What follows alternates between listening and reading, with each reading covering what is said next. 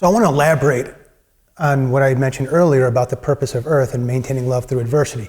As part of that, though, is learning love, courage, and wisdom. And so I put together this ladder path, which, and if anybody's experienced life, it's not linear, all right? So please don't confuse the fact that that I'm putting this together in a linear flow. For this is how it is. It's much more up, down, and all around than that.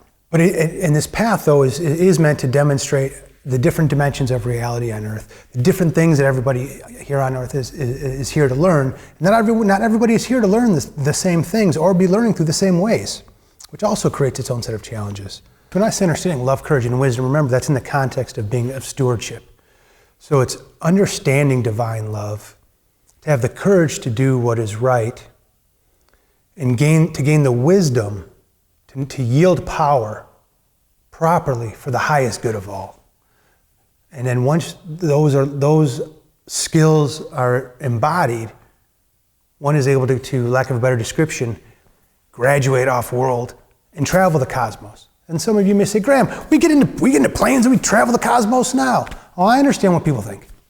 I understand. It's also the same things that thinks that says we're alone. Look, there has been a veil, right?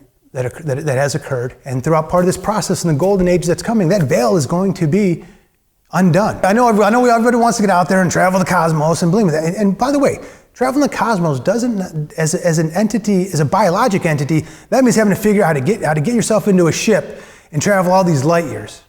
As an entity of consciousness, well, and that now it becomes about connecting through mind to mind, planet to planet, and not needing to get into a ship, but instead learning how to use your mental faculties and your visualization and your, I don't know, what something called like a third eye, deep mind, whatever you want to call it, to be able to communicate with all of our, fellow beings here in the universe. They're just waiting for Earth to reclaim itself and to rejoin the cosmos again. We got enough stuff here to do on Earth.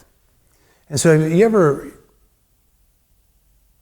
talk to people and you just feel like, man, these guys are in a different reality than I am? Or you ever get frustrated and wonder why do these teachings work for these people, but they don't seem to work for me? Is it me? Am I broken? Why can't I figure this out? No, well, first thing I can guarantee you're not broken. The systems are broken, okay? And the systems are broken because, as you can see, the systems don't support all 6, 7, 8, or 9 of these different dimensions of reality. Do you ever get frustrated where you feel like, why does this stuff seem to work for everybody else, but it doesn't work for me? Or, man, I'm trying to communicate to people no matter how hard I try, I just cannot see it from their perspective or get them to see it from my perspective. Well, if you take a look at all the different dimensions of reality that are going here on Earth, that gives you a little bit of insight as to why some of these challenges occur. Because you're not all here to learn the same thing, and you're certainly not all here on the same journeys. And so when you think about those different dimensions of reality, think of that's more of like, that's like one's default setting, the perspective in which they see and experience and operate things through, right? So when somebody has somebody's focus, their default setting is on the planet, that's going to be very different than in the first dimension of reality, which is when someone is just trying to figure out love and what love means for themselves. If you notice on the table, there's I try to identify that, the first 3 dimensions of reality are about understanding love. The next 3, courage, and the following 3 after that, are wisdom. And again, it's not like a college where it's, hey, I just go to my 101 class, my 201, my 301. I think that's how college works. I don't know. I couldn't get in, so I'm just guessing. But it's more like a merit badge where you're learning various skills and ability inside of a different topic, and it's not linear. Everything is working with each other and building upon each other. Graham, how am I supposed to understand then and learn how to evolve and expand my consciousness and go up this ladder path and tap into my different gifts and abilities and wisdom and freaking be happier, enjoy my life a lot more, right? Yeah, so we're going to be focusing on providing a lot of that information. A lot of that's going to happen in season 2 because there's a lot to go through there. So, you have to come back. This first season, we're just trying to get some concepts out. Giving the benefit of the doubt, I will say that religions and belief systems and things all started to help people how to guide themselves along this path. Here's the challenge. This path encourages self-sufficiency, personal empowerment, understanding how to live and navigate Earth without needing, hierarchical systems. And so then you say, well, hierarchical systems, that's kind of what religions and belief systems otherwise have turned into. Unfortunately, that did happen, right? And so, like a lot of, what started out as good intentions gets people in power. On Earth, you're meant to work things out of your system, right? So people are given the opportunity to have power and to yield power. And some of that learning process is doing right with power and then not doing right. And as recipients of people who yielded power correctly and incorrectly, one then learns for themselves in their journey, hey, I saw this person misuse power, so I can use that to justify my misuse of power. Or I can say, hey, I saw this person misuse power, and that's not cool. That's not how it should be done. I believe this is how it should be done. Right?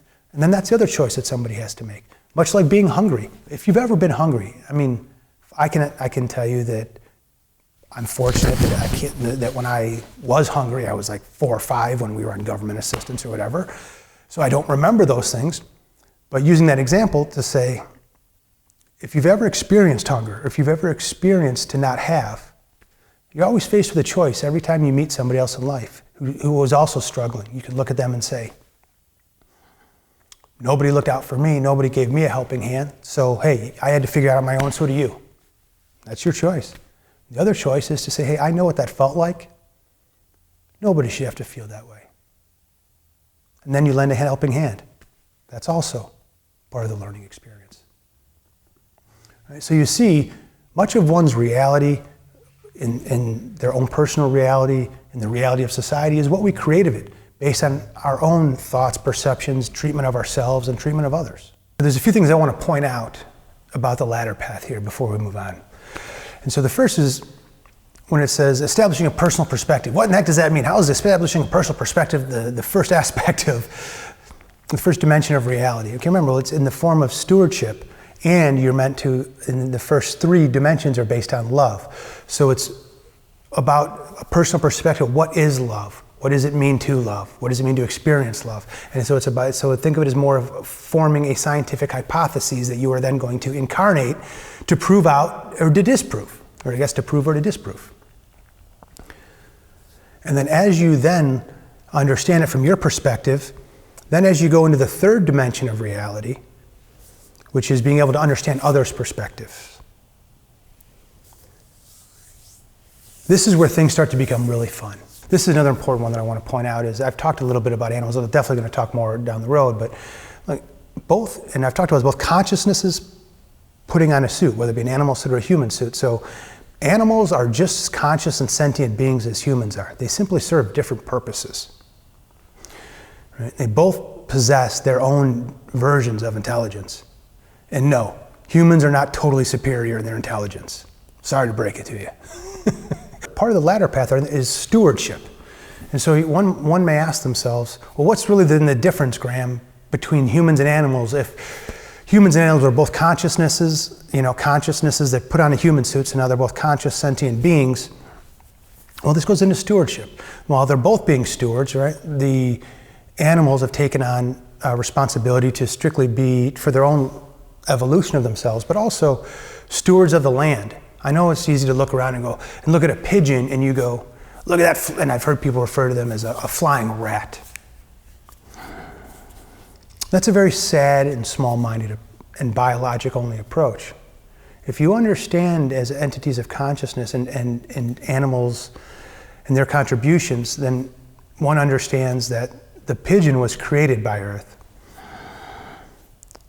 And unfortunately, what it has evolved into is it in some cases acting like a rat in the sense of eating leftovers and stuff? Yes, it is. But here's my challenge back. Why is that the Earth that humans created for them? Why is that okay?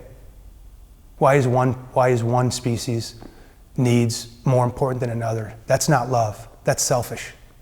That's greed.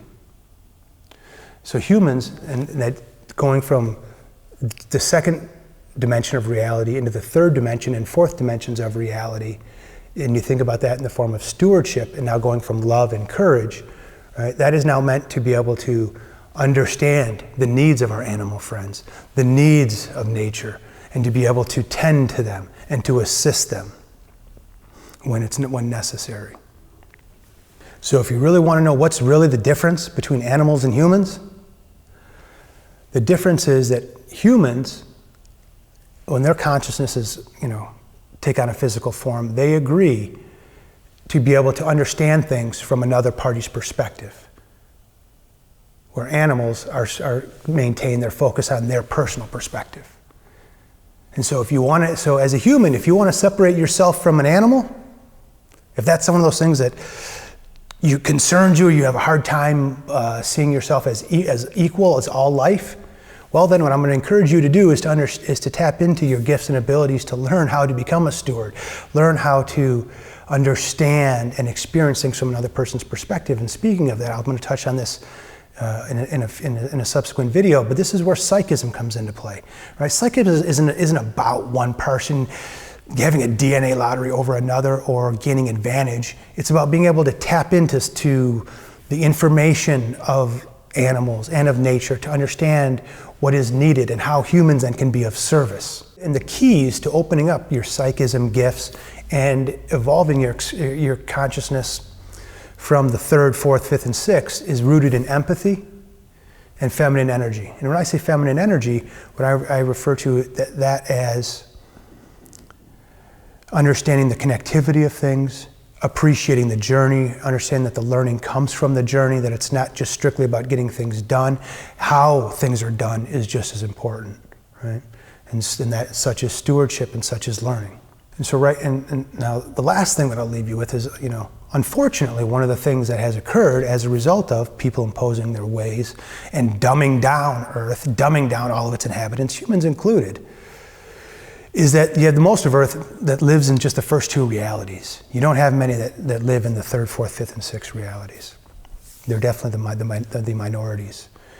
And so when you look at that, and you think about, AI and its ability to replace humans, when you dumb down humans to only understand things from a one-dimensional perspective, which is how I see things and how I experience the world, that's easy to be replicated by AI, and that isn't very impressive. So one last thing that I wanted to touch on as it pertains to technology in the ladder path.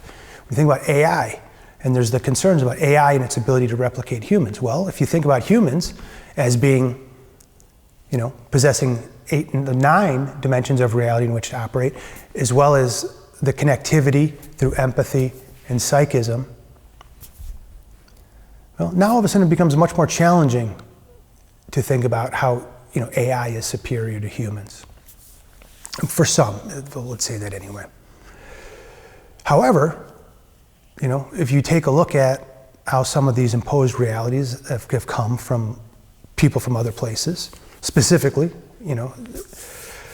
not from this universe, they tend to operate in the first 2 dimensions of reality, which is strictly a personal perspective, and not that connectivity with everything. And so when you think of separation and only seeing things from how I see them and how I experience them, replicating a one-dimensional, small-minded perspective like that is pretty easy with AI.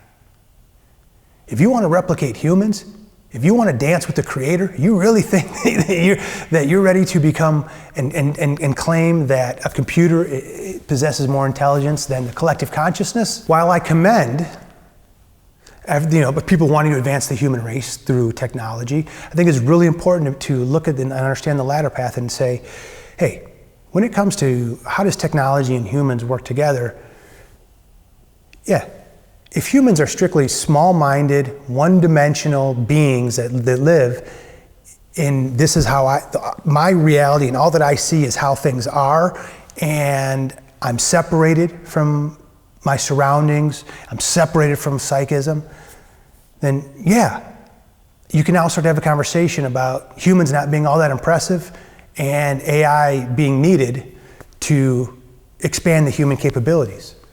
If you want to talk about humans and their 9 dimensions of reality and the ability to tap into a collective consciousness, think about that as a universal library of knowledge, information, gifts, tools, and wisdom, then no. The humans that think that AI has a chance of recreating or replacing humans are, look, hey, they're living in those first two dimensions of reality, and look around. That's what that produces. And that's not a place that I want to live in anymore. And that's not the place that the world is going to live in anymore. Right? We are restoring the beauty and the connectivity of what it means, and the intelligence behind being a human and the human experience.